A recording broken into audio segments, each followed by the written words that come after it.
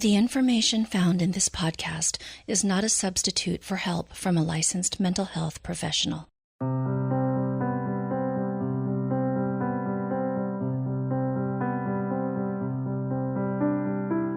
Hi, and welcome to the Women in Depth podcast.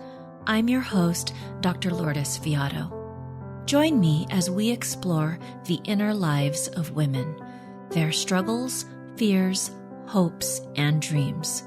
We'll go beneath the surface and take a deeper look at what is hidden, unknown, uncertain, and uncomfortable.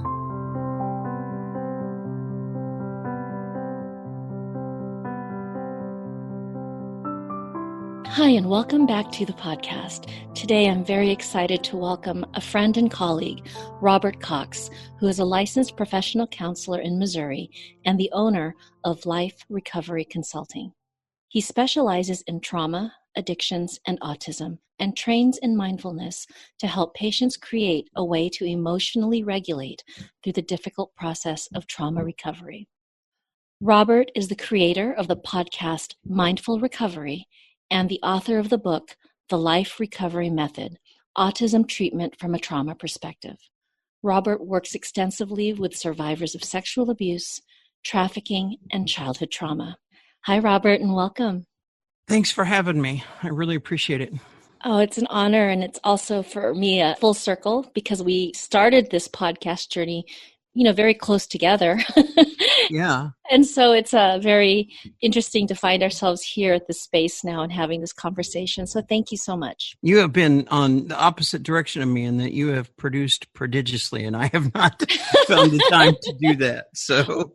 Well, I think the producing looks different. I mean, you have expanded your practice. You've authored a book. So you have just been producing in different ways. Yeah, I think so. So today, Robert, we're going to be talking about an area that you specialize in working with survivors, and this is sexual assault, sexual violence, trafficking. Could you share a little bit more about how you came to work in this area? I just love trauma, and this is going to sound really weird, but the deeper the trauma, the more I like it. I mean, the more I like sitting in those broken spaces, in part because the deeper the break, the more beautiful the healing is. I get almost greedy about that at times. I mean, I just really enjoy being in the space with someone when they're healing in that moment. Because there is a beauty in that space. You're going to get me all verklempt here. It's like there's this space where I look at a patient and I say, you do realize you're not an object, that you've never, ever deserved to be treated this way. And it finally hits them, the truth of that. And at the same time that it breaks them in half, it sets them free. As a drug addict, I never experienced a high that good. Wow. That's what I mean when I say I just really like setting in. As human beings, we are meant for connection. And there is no deeper connection than having someone who has been that tortured and gone through that kind of suffering invite you in and trust you enough to hold space with them. It is an honor. It's a gift. It's a numinous space. Yeah, it's beyond words. I would like to be able to explain it. And I guess we have the next 40 minutes or so to do that. But I'm going to do a poor job of it because it's beyond description, that moment. And so that's kind of what drew me to it. Just starting with the basics, when we say sexual assault or sexual violence, what are we talking about? I think with the Me Too movement, this has become much more delineated, at least in the public psyche in a way. The difference for me is this, that assault can be simply me putting your hands on you without your permission. That is assault. When we get into the deeper levels of that, though, and the problem is that assault came at one point to be known as anything from that to rape. But we know that these are very different things. And so for me, rape occurs with the violence part. It's interesting. I was listening to one of Bruce Perry's lectures the other day, and he agrees with Bessel van der Kolk about this, that the real harm done in trauma is that my brain cannot handle when control has been given up, has been ceded to someone else. And it's that lack of control.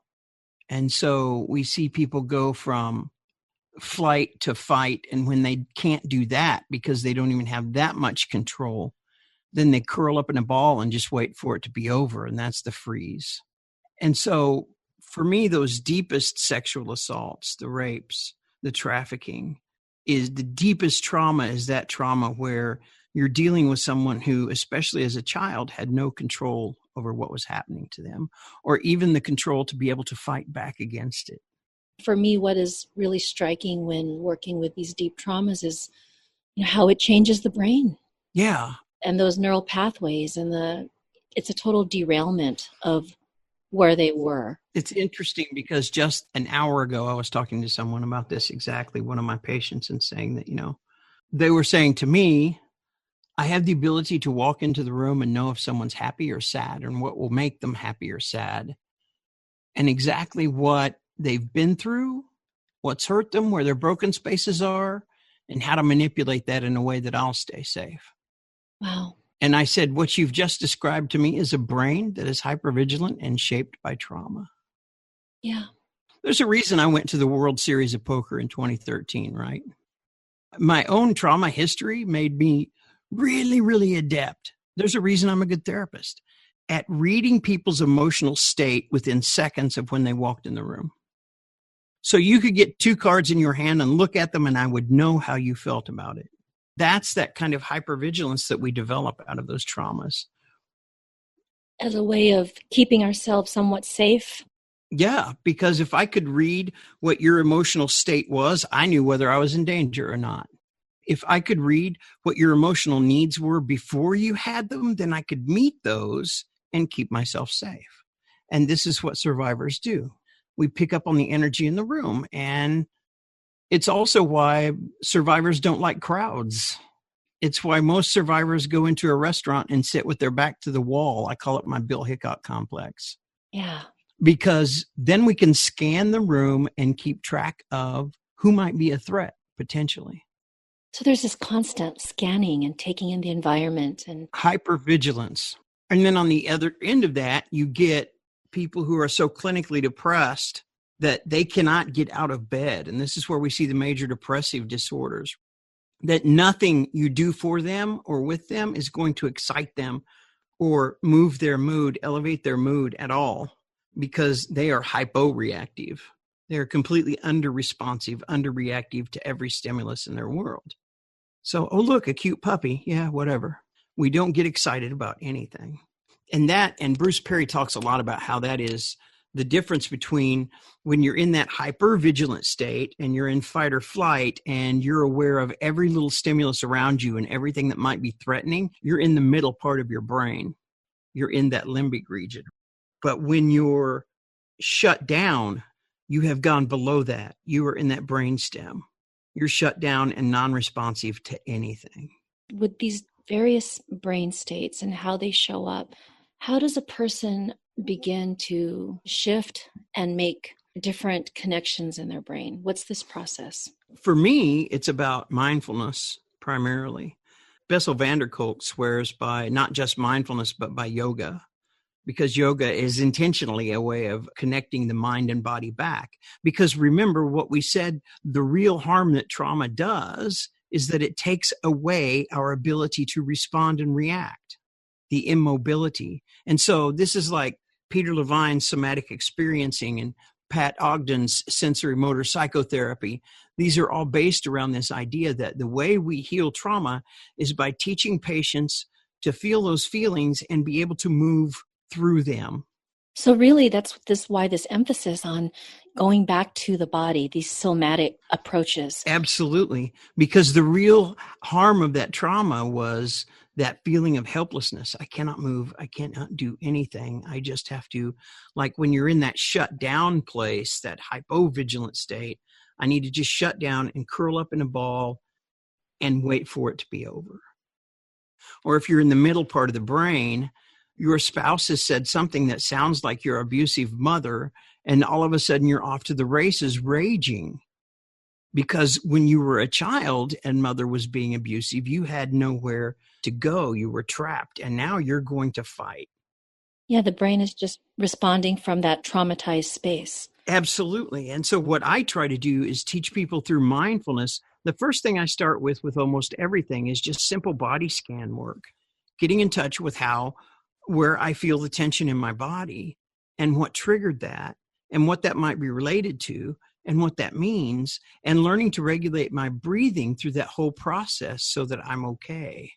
I joke when I do lectures that I can feel the tension rise up in my shoulders. And because I learned to do that before I got married and inherited 2 children, my children are still alive today. Yeah. Because I could feel the tension rise up and go, oh, crap. Even my stepdaughter got to where she would recognize it. And at 13, 14, she started looking at me and saying, you're getting a little salty. I think you need to be in the woods for a while. Right? Because she knew that was where I went to kind of resolve all of that. The woods were my safe place. So I would go out there and meditate and do mindfulness for hours on end. And then I would come back a different person. I think that it's so interesting how, these techniques are, I think, often perceived as simplistic or too basic. To breathe, to become aware of where is the tension in your body, to go outside. And I know that I've had, clients look at me sometimes and, have this look of, that's it.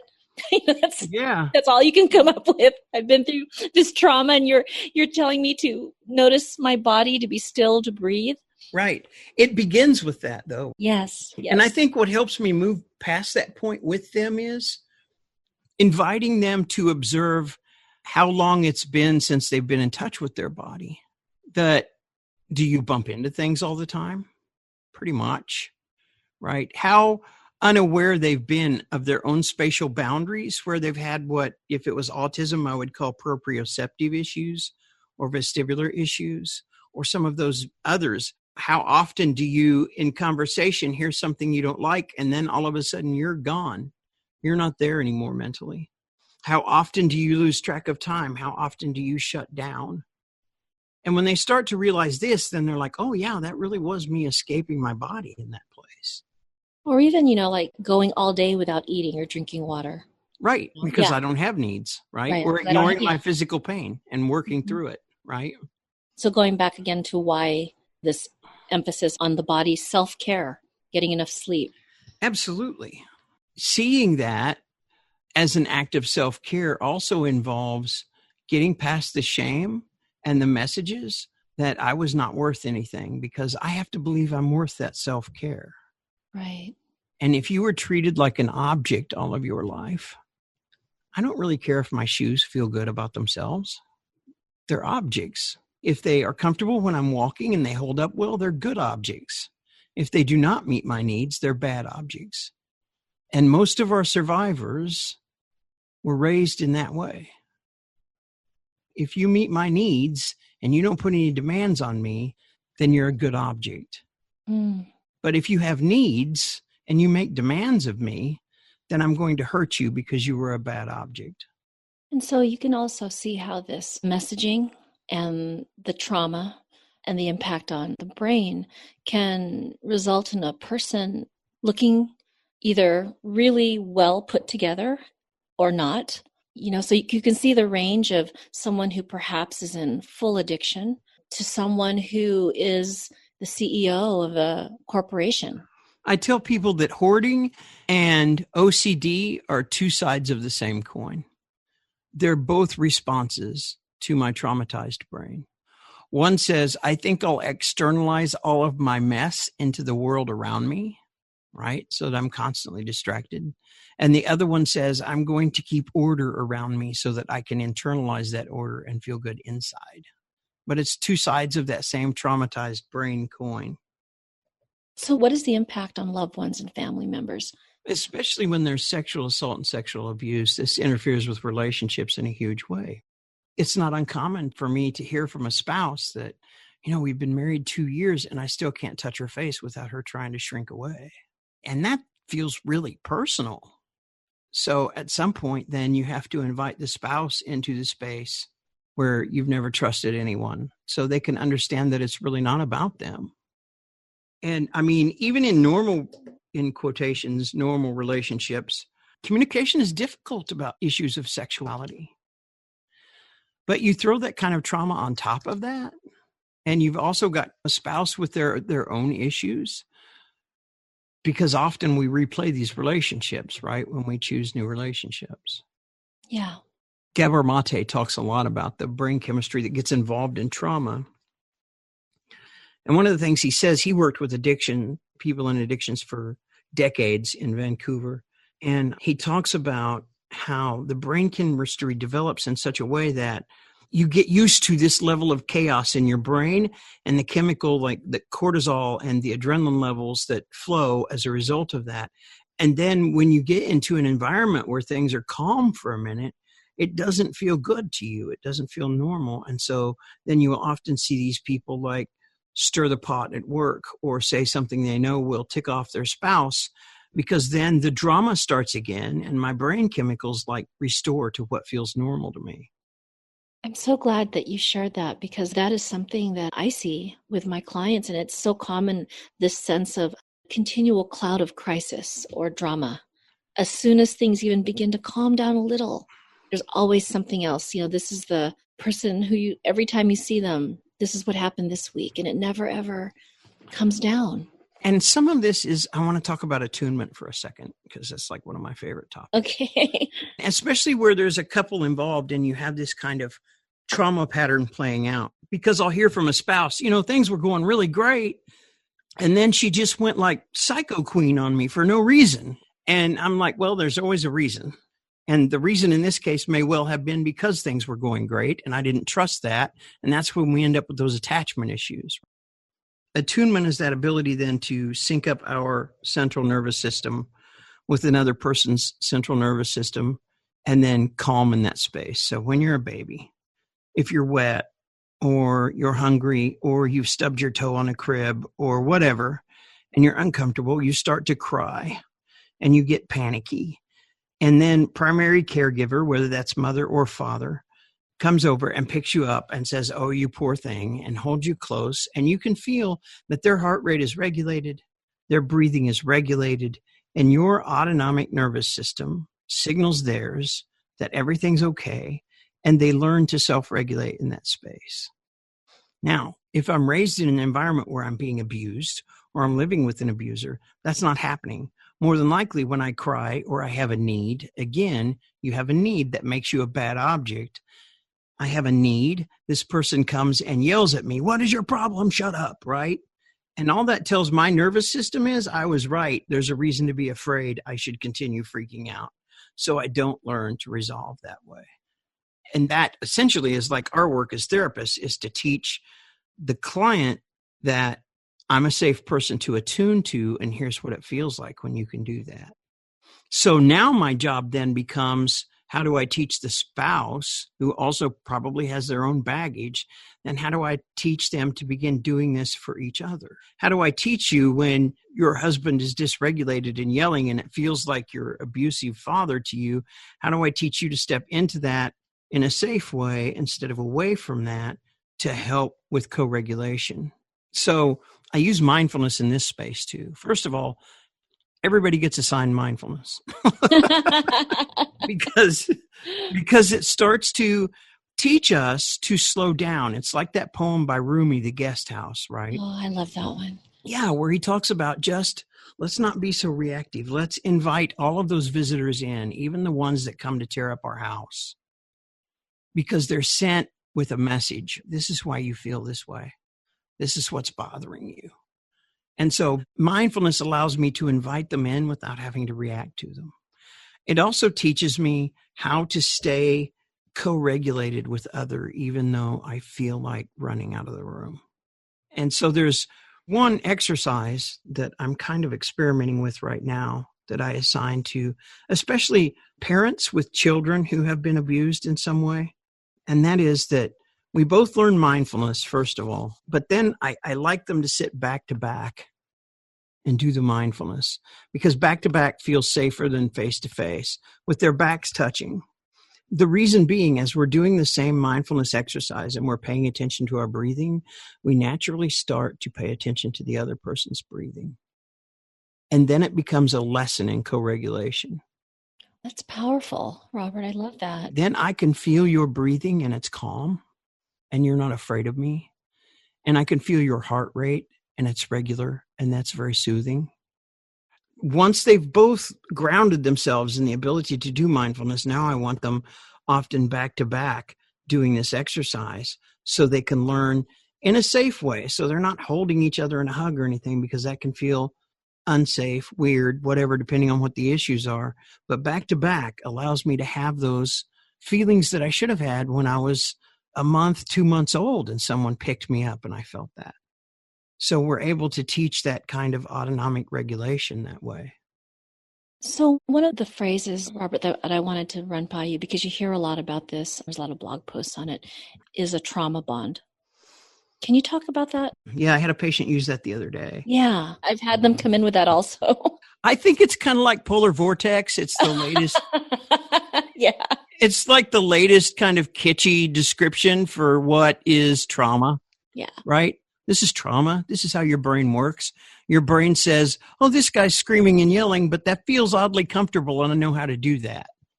Where instead, this guy is being like really sweet to me and nice to me and obviously cares about me and he's willing to hold space to me with me. And I don't trust that. So I'm going to put him back in screaming and yelling mode so that I have what I feel comfortable with. A lot of it is that. Basically, we're replaying those old trauma patterns. I can't stand the thought that you might leave me. I mean, a lot of it is attachment related.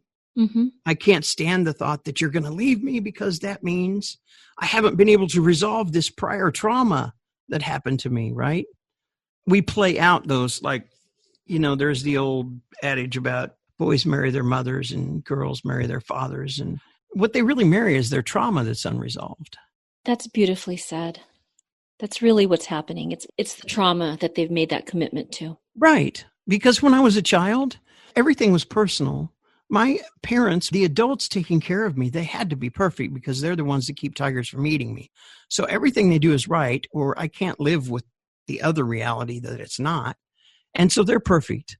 And if I'm getting beaten or tortured or assaulted, then it's because I've done something wrong and I need to figure out what that is so I can make this bond right. It's always internalized with kids. And then I grow up and I haven't figured that out because it was never really mine to figure out in the first place. But now I meet this other person who I can pick up on his energy really quick and he's just like Dad was. So if I bring him into relationship with me, then maybe I can figure out what I was missing all those years ago and finally I'll be okay. And then this is all happening on that unconscious level. Completely unconscious level. It has to happen on an unconscious level because the trauma shut down the part of the brain that was conscious. Right. The prefrontal cortex all shuts down during trauma. And so all of this is stuff that I feel deeply in my body and from my midbrain down. None of it's really taking place in the rational upper left part of my brain. Which is why you hear things like, I know on a rational level that this isn't good for me, or I know that this isn't what's happening, but they go on from there. And we see damage, specifically in trauma and with addictions especially, we see damage to that orbitofrontal cortex, which is the region that's responsible for impulse control and decision making. So you see that in patients with OCD and addictions. I don't know why I do it. I don't want to do it anymore. I just can't. Well, because that part of your brain was shut off years ago during the trauma. That's the bad news. The good news is we can rewire all that. And it is things like mindfulness and yoga that get us there. Yeah. And so for those who, have friends or loved ones who have experienced sexual violence or trauma, what are some of the ways that they can support their loved one? The most amazing thing you can do for anyone, especially someone in this place, is just look them in the eyes and say, I believe you and I see you and I know you're hurting. How can I help? That's it. That's where it starts. That's where my job starts, your job starts, where just being a human being should start. Every trauma survivor that I work with, especially the ones with the deep childhood sexual assault, it comes down to they felt like they were invisible that whole time.